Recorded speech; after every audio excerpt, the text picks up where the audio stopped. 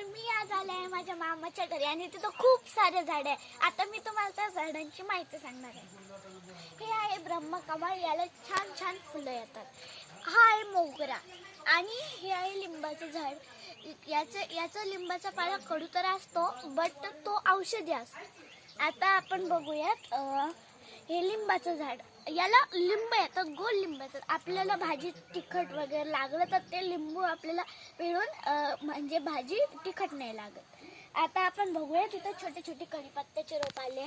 हा कढीपत्ता आपण भाजीत पण यूज करू शकतो आणि हा आहे अडुळसा. हा ना खोकल्याला उपयोगी असतो.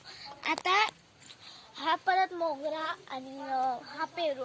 याला खूप छान छान हे बघा पेरू आले आहेत आणि हे खूप गोड गोड लागतात.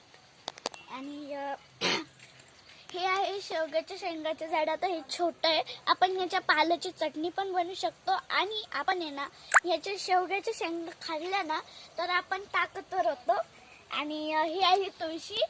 सगळ्यांच्या घरी तुळशीच असते आणि ही खूप औषधी सुद्धा आहे.